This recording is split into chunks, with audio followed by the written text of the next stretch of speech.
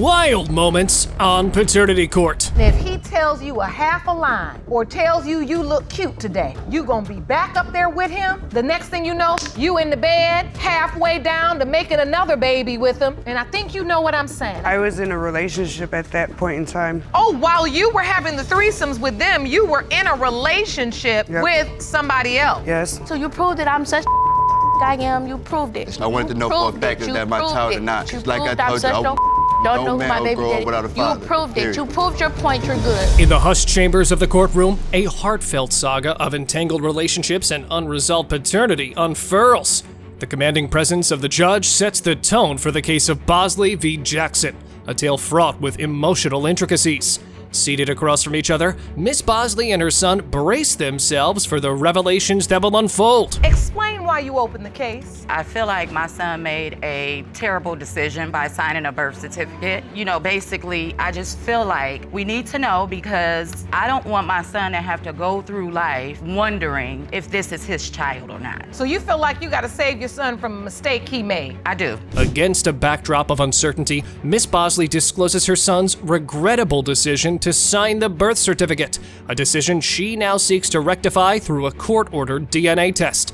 The defendant, Miss Jackson, acknowledges her infidelity, but vehemently insists that Mr. Bosley is the biological father of 3-year-old Maverick. We were working together and he was starting off like, oh, I love you, and then we had sex. So you meet and you almost immediately start a sexual relationship Correct, Your Honor. and start talking about having babies? Correct. At first I didn't believe it because I heard it once before. The courtroom becomes a crucible of conflicting narratives and emotional turbulence. Mr. Bosley, despite harboring doubts, had signed the birth certificate, an act that now casts a shadow over the proceedings.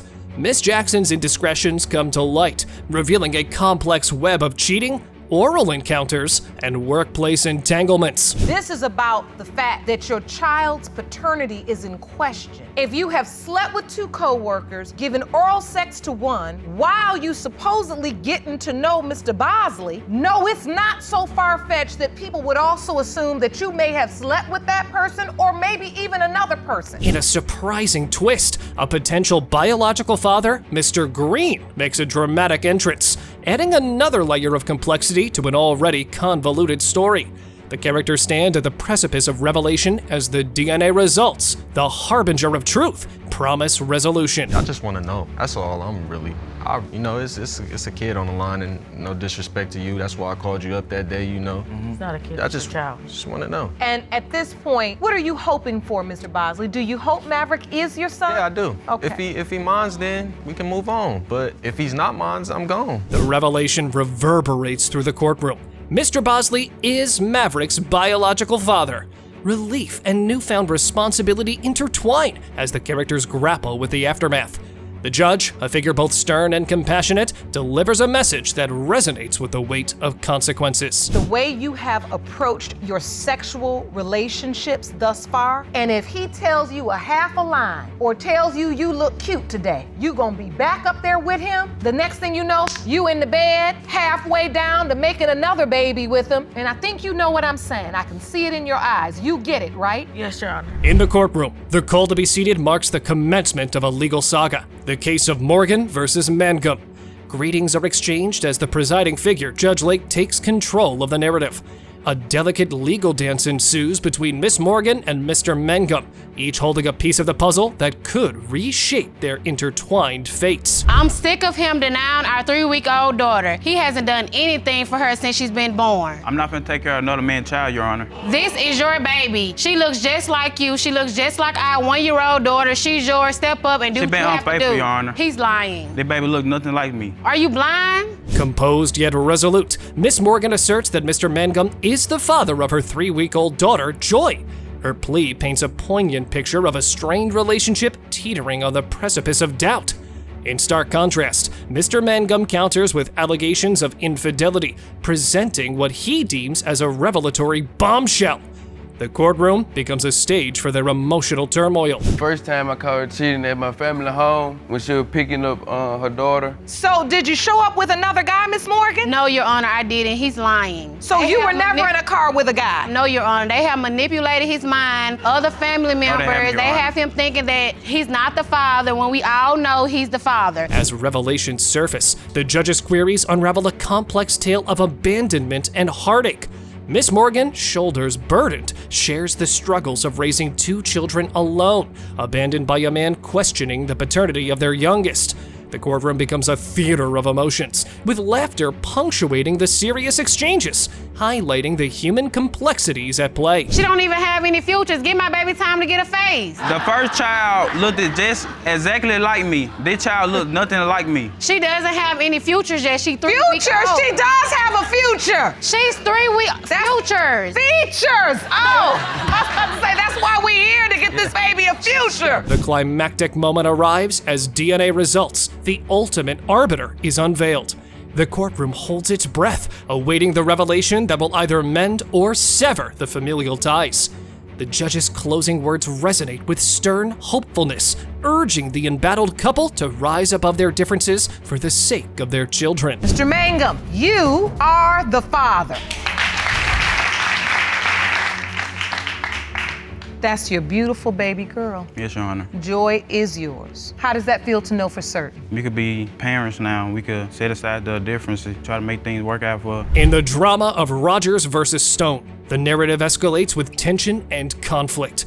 The judge introduces the case of Miss Rogers, claiming Mr. Stone is the father of her son, Christian. Mr. Stone vehemently denies paternity, accusing Miss Rogers of promiscuity. I was at my friend's house, or I was at her boyfriend's house, and we were chilling, and he walked through the door, and I'm like, really? Of all places, he had to walk into where I'm at. So we was talking, laughing, joking about old times, how you been, catching up and stuff. We went back to my friend's house with her boyfriend, and we had sex that day. Miss Rogers, calm but resolute, narrates the history of her relationship with Mr. Stone, tracing back to their elementary school days. She details a rekindled connection, leading to a series of encounters with an unexpected twist involving a threesome. The courtroom becomes a stage for the emotional recounting of their complex relationship. He did not tell me that this girl was his girlfriend. He was single. I would not have kept sleeping with him if I would have known that he was in a relationship. I'm not that type of person to sleep with somebody in a relationship that I know was in a relationship. I was not talking to nobody. When I was talking to him, it was just me and him, and we was never together. We was never in a relationship. Amidst accusations and denials, the judge seeks to unravel the truth. Miss Rogers shares her struggles as a single mother, abandoned by Mr. Stone, while he contends that she concealed her relationship status. The narrative climaxes with the revelation of DNA results, the ultimate arbiter of truth. You can't tell nobody it's a possibility. You can't do that. That have your mind wondering. And then other information that I conceived that I know that was true. So you do know that it's a possibility, you just don't believe it for certain. Deep down inside, I don't think it's my child at all. This is the first time he's saying this. Let me tell you something. When me and him talk, this is his baby, okay? As the judge delivers the results, the tension reaches its peak. The revelation that Mr. Stone is not the father marks a turning point. Emotions run high, with Miss Rogers expressing frustration and Mr. Stone maintaining his stance. Told you I got lying about nothing. I know what I did. I paid for extra. It's cool. Not cool. Child. It is cool. You proved it you wanted to. You proved that I'm such thick I am. You proved it. It's not that. I wanted to know for a fact. I wanted to know for a fact is that my child or not. You proved it. You like proved I I'm told such you, don't no know who man my will baby grow up daddy. without a You father, proved it. period. You proved your point. You're good. In the aftermath, the judge delivers a stern message, urging the former couple to rise above their differences for the sake of their child. The courtroom drama concludes, leaving the protagonists to navigate the aftermath of a truth revealed. The curtain falls on a legal saga that explores themes of doubt, uncertainty, and the complexities of human relationships. Mr. Stone, I know. And I'll tell you what, you all used to be very close friends. Miss Rogers probably can use a friend, but a real friend. Not one that's getting her into situations that's gonna negatively affect her future, but one that will build her up and remind her what's possible. Always. I just wanted to know the truth. Once a love triangle, now turned paternity puzzle. Miss Strong was here to prove her husband was not the dad of Miss McLean's little surprise package. While she demanded he accept it, they accepted her truth. Get ready for the wildest ride of your life. Me and Miss McClain got together. We were friends, wanted to do something for our birthdays. We had discussed doing a threesome, which it was something my husband had always wanted to do, and I figured if I did it with him, then You and he'd Miss get out his McClain system. got together to talk about this? Yes. For your birthdays? Yes, Your Honor. Okay. Did I call it a love triangle?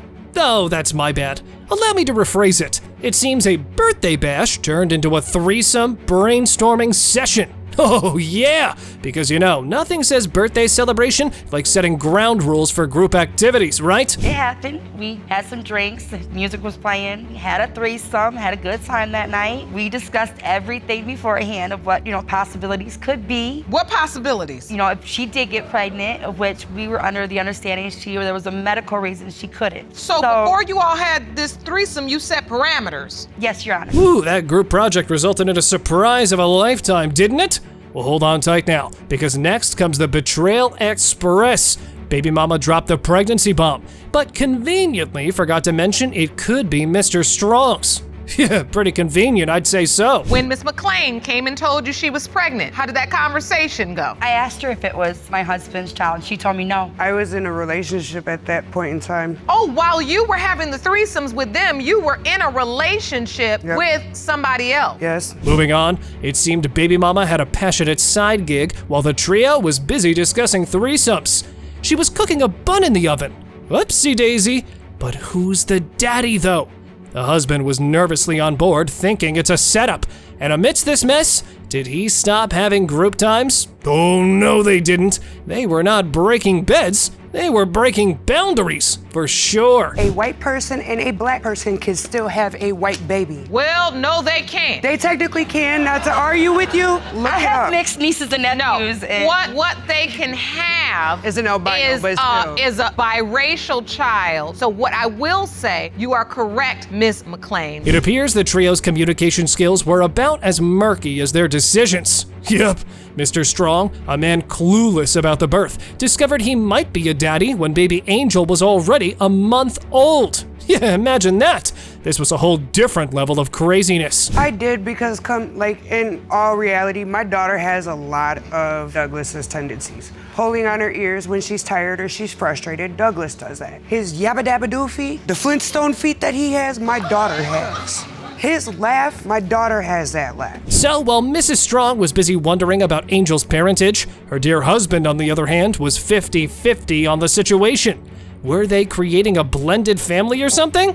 I'd have to say, knowing them, it could be possible. There's a 50-50 chance because I see a lot of features that could be mine, and then I also see a lot of features that aren't mine. See, I'm part Hispanic, so there's not many redhead people in my family. I do have a little bit of Irish in me, but I'm just trying to be certain because I grew up without a father. So if I am a father, I do want to be there for her. And because you grew up without a dad, you don't want to continue that cycle. No, ma'am. Next up, Judge Lake had a question of her own, more like an observation.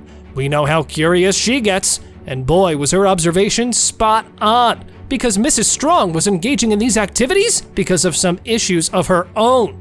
Wow. A gift from God is how I'm gonna look at her because I just had cancer removed a couple months ago. He's never gonna have a biological child from me. Okay, so there are also some other medical issues Yes. and extenuating circumstances where you feel like you are not gonna be able to give Mr. Strong any children. I know I can't. Well, the court was ready to wrap up this roller coaster of emotions.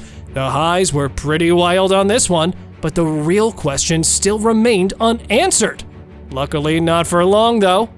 Time to face the music. Mr. Strong, you are not the father.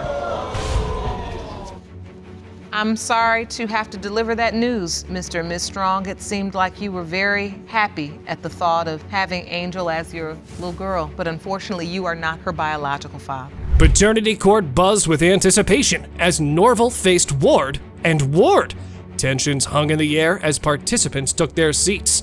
Miss Norville, the focal point, resolute and determined, prepared to unravel the web of denial and deception clouding her pursuit of truth in this legal drama. We were living together, first of all, so I don't understand now all of a sudden since the new baby and the new wife, then you put him out. I don't understand how the new baby and the new wife, she's not mine. You understand what I'm saying? Like, he's so wishy-washy. He just texted me last night, but that's Mrs. Ward. You understand what I mean? The judge took command of the unfolding drama. Miss Norville's endeavor to establish the paternity of her daughter Jacqueline propelled the narrative into a labyrinth of accusations and conflicting testimonies. Mr. and Mrs. Ward, the accused, loomed as enigmatic figures, their defenses teetering on the brink of revelation. He was perfectly comfortable with the baby until he got married. I was not completely comfortable at first with Jacqueline being my daughter because of how it all went down. We moved into an apartment together. Not even a week later, she's kicking me out, telling me she cheated on me. So it's like, I'm the baby daddy, but you kicking me out? So what type of love is that? The courtroom resonated with haunting melodies of conflicting narratives. Mrs. Ward, an enigmatic presence, stood steadfastly beside her husband, while Mr. Ward grappled between remorse and justification. His text messages emerged as a subplot, adding layers of complexity to the courtroom drama. Do you have a question of paternity as it relates to your wife's child? Yeah, at first I did. For a long time, I really didn't believe, he was mine because of how it happened. He got conceived in January, and the text messages go all the way back to January with this guy, all the way into present when I had found out that, she was cheating on me, all the way until she gave birth. As paternity results loomed, Norville sought to establish Ward as Jacqueline's father. The courtroom drama peaked, revealing shocking truths. The results declared Ward the father of both Jacqueline and another child. The judge, astounded, urged resolution for the children's sake. This paternity court hearing ended, leaving a tale of love, betrayal, and the quest for paternity. What this is gonna mean for these children when they grow up and wonder, why are we so close in age but got two different mamas? Yeah, I gotta tell them the truth. This is chaos. This is gonna be chaotic for these children. It's all wrong. It's time to start trying to get it right. Go off and talk to Dr. Jeff. Be honest. Figure out what y'all gonna do with this. This is a mess right here.